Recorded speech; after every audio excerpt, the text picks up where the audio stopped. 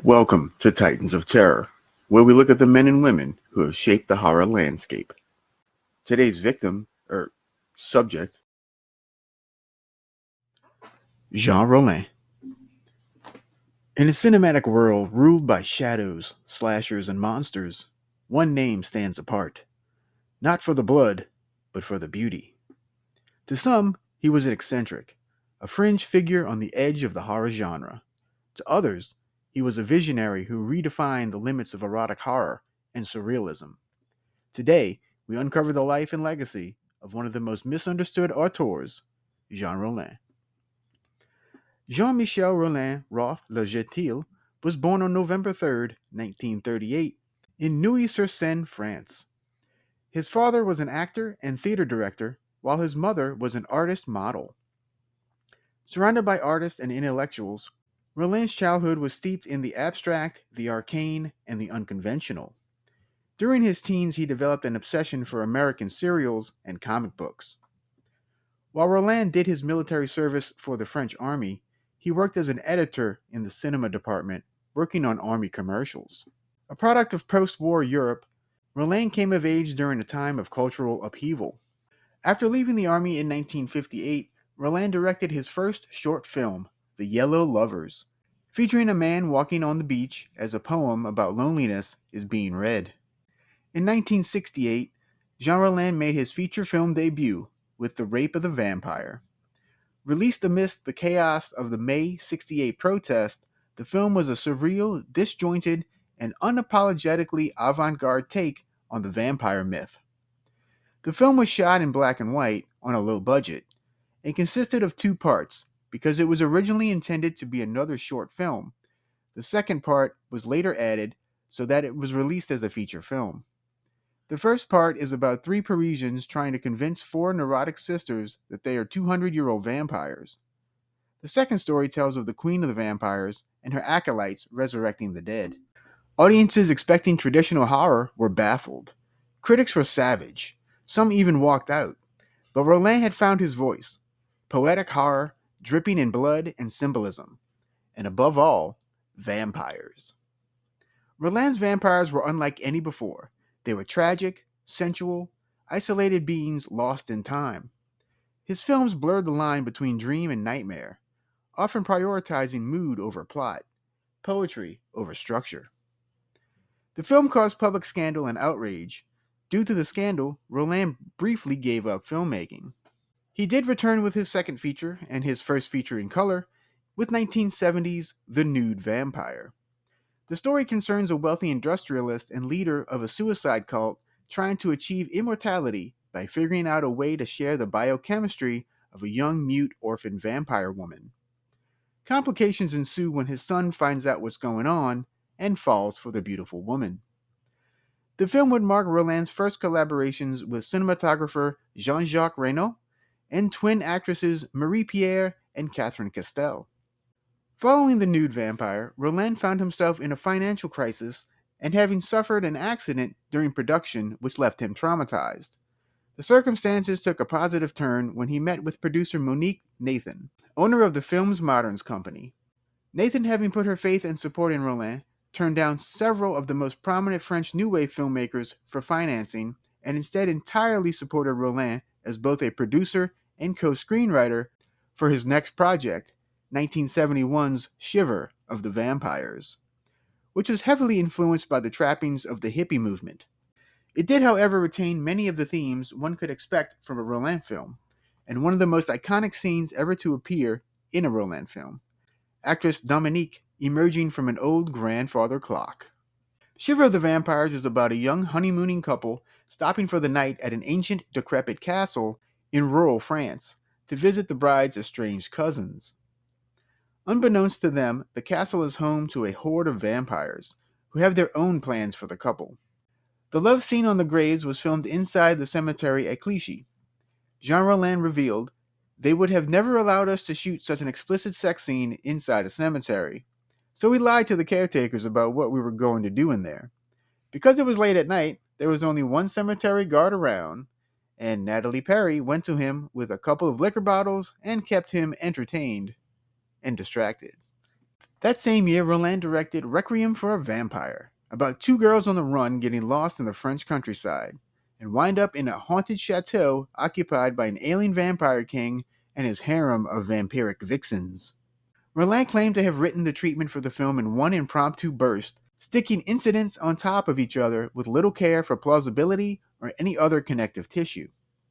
Catherine Castel was originally cast alongside her twin sister Marie Pierre to play the duo on the run, but was unavailable due to being pregnant. The role went to newcomer Mireille Dargent. During the production, Dargent's agent was stealing her wages, so Rollin hired a lawyer, and the agent was forced to pay her earnings back. Many scenes had to be shot twice due to censorship in certain countries. Rollin then engaged in a deal with Impex Films to direct a number of hardcore porn films in order to produce his next feature, 1973's The Iron Rose, his first film to not feature vampires. Instead, the film tells the tale of a young couple out for a walk, deciding to take a stroll through an enormous cemetery. They go into an underground crypt for some naughty time, and night has fallen when they emerge. They soon realize they cannot find their way out. They are slowly overcome with hysteria and paranoia, which brings about their mortality. Lead actress Françoise Pascal said in a 2015 interview that she's very proud of the film and felt it was unpopular because Rollin's fans wanted a typical Rollin film with vampires, gore, lesbians, and nudity. They didn't accept Rollin as being artistic. She also commented that the film was quite difficult to make due to various factors, such as the late night shooting schedule, filming in a real cemetery, use of real bones for props, and her male co star being difficult to work with. Rollin also did not get along with the actor. The film met with negative reception, and as a result, Rollin was unable to find anyone to back future projects. So he returned to adult films, including probably his most well known, Schoolgirl Hitchhikers. However, in 1974, Rollin returned to the mainstream by directing the horror adventure The Demoniacs, which was inspired by the adventure classics he admired in his youth. The story follows two young women who have been involved in a shipwreck and are brutally assaulted and murdered by a group of rogue pirates, only to be resurrected after making love to the devil so they can seek their revenge. Rollin was hospitalized for 2 weeks following the work due to mental and physical exhaustion. Rollin made a brief return to the erotic vampire genre in 1975 when he wrote and directed Lips of Blood. The film includes all of the surreal dreamlike aspects for which his films are known. The story follows a young man named Frederic who is on a quest to find a woman dressed in white following the discovery of a photo of a ruined chateau. The photo triggers a suppressed childhood memory, which may be a dream. Despite his mother trying to convince him that it was a dream, Frederic becomes fixated and obsessed with the location of the castle and the woman that may be inside. The film saw the return of the Castel twins as part of a group of vampires. Due to the commercial failures of The Iron Rose and Lips of Blood, Rollin had no choice but to return to adult films, as there was a lack of money and producers reluctant to fund any new mainstream projects. Rollin would not return to the mainstream until 1978 when he wrote and directed The Grapes of Death, which is considered to be the first French gore film, and is a rare departure from his surreal dreamlike works. The story features a young woman who's traveling to a secluded vineyard in the mountains owned by her fiancé. There she discovers that the local residents who occupy the village have been transformed into mindless zombies by a dangerous pesticide which contaminated the grapes growing at the vineyard following a wine festival which occurred some days before. The film does not follow the traditional zombie method. Rollin's zombies center on madness with a strong environmental conscious message. The zombies have retained their consciousness and they finally suffer for what they are. The film includes pornographic actress Brigitte Lahaye in her first mainstream role, as Rollin was the first director to recognize her acting capabilities and offer her much more prominent roles in subsequent films.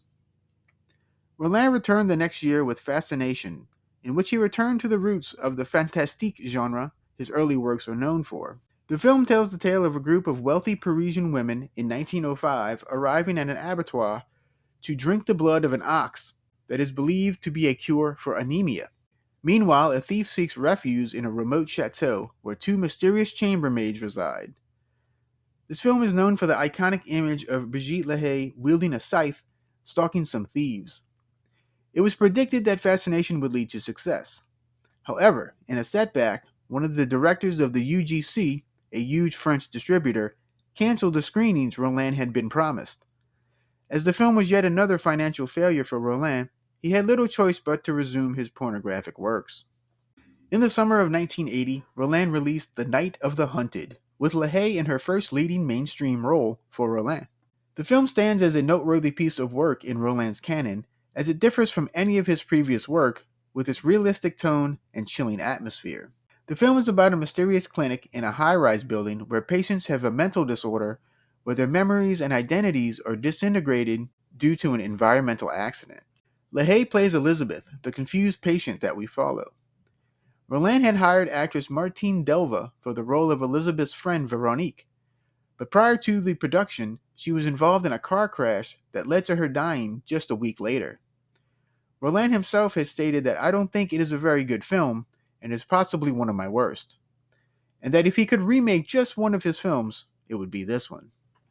Rollin was planning to take a vacation, and on the morning he was expected to leave, he received a phone call from the production company Eurocine asking if he would be interested in directing Zombie Lake, which was due to start filming the next morning, as its original director, Jess Franco, could not be located. Contractually, the company had to put a Spanish name on the film, so J.A. Lazar became Rollin's pseudonym for the film. The story concerns a small French town under attack from Nazi zombies who were killed by locals 20 years earlier. The suit was hampered by the producer's secretive habits. There was only one copy of the screenplay, and he refused to have others made. As a result, Rollin spent his first days being shuttled between locations and shooting scenes on the producer's orders without knowing the full story.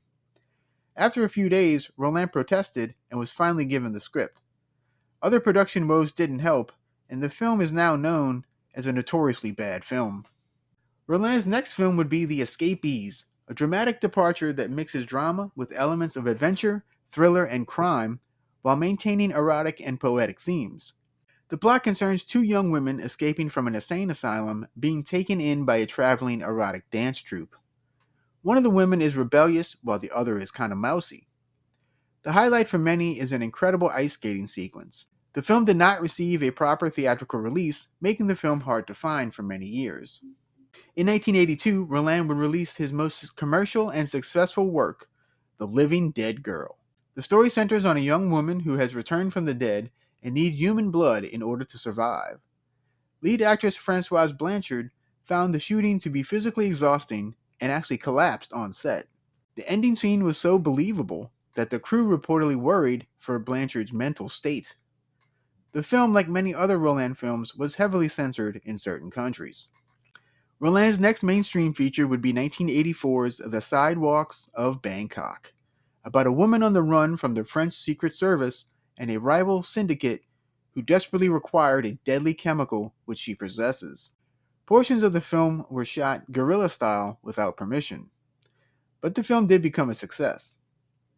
Rollin received minor work following that film, including directing a slapstick comedy and salvaging what he could to complete the erotic film Emmanuelle 6. In 1989, Rollin was requested by a friend to help get location shots of New York for an upcoming TV series. While filming the shots, Rollin was struck with an idea to improvise a theme in which two young women are separated and desperately search for one another. Thus, Lost in New York was born. He struggled to find distribution as independent and exploitation films fell out of favor by that time. Rollin became very ill during this period, and this was to be his final production. However, he'd make one more film in 1989 called Killing Car, a revenge thriller about a strange woman who steals an old Buick and proceeds to kill a number of people to seek revenge for a past tragedy. The lead role was written specifically for Australian model Tiki Zhang. The film gives nods to past Rollin films, such as Zhang emerging from a grandfather clock, as Dominique did in Shiver of the Vampires. Following the production, Rollin was hospitalized due to exhaustion and started editing the film after his recovery. After many post-production setbacks, the film was finally released in 1993. In 1994, Rollin made a brief return to adult films, making his final production of the sort. Afterwards, Rollin decided to return to the vampire genre with Two Orphan Vampires, about, you guessed it, two orphan vampires journeying through the city of Paris to find victims to eat. After extensive post-production issues, the film was released in 1997. Rollin's next feature would be Dracula's Fiancé. During filming, Rollin was receiving dialysis for kidney disease, so this production was shared with Jean-Noël Delamare. Following the production, Rollin received a kidney transplant, and post-production lasted 2 years, so this film was released in 2002. 2007 brought The Night of the Clocks, a fantasy film about a young woman inheriting a country mansion haunted by her late uncle, and characters from his life. His penultimate film, it marks 40 years of Rollin's career and pays homage to many of his earlier film works, and serves as a thank you to his many loyal fans. The film initially premiered on July 16, 2007 at the Fantasia International Film Festival, which was held at Concordia University in Montreal, with Rollin receiving a Lifetime Achievement Award. In 2009, Rollin made his final film, The Mask of Medusa, a fantasy horror inspired by the Gorgon Greek mythological tale. Rollin originally directed the film as a 1-hour short, which was screened at the Cinémathèque de Toulouse, but after the release, Rollin decided to add 20 minutes of additional scenes and then cut the film into 2 distinct parts, as he did with his first feature film. Rollin died on December 15, 2010, after a long battle with cancer, and is buried at Père Lachaise Cemetery in Paris, alongside his wife and son. Rollin crafted a signature style: lonely beaches, ruined castles, graveyards, the sea, beautiful and haunted women, and ever-present eroticism. He established his reputation as a master of the Gothic erotic. With minimal budgets but boundless imagination, he transformed the constraints of exploitation cinema into surrealist horror tapestries. Critics often dismissed him, distributors demanded more sex, more gore. Rollin obliged, but always with subversion. Even in the confines of softcore and exploitation, he smuggled in dreams. But Rollin never gave up, and in the 1990s and 2000s, cult acclaim from international audiences began to grow.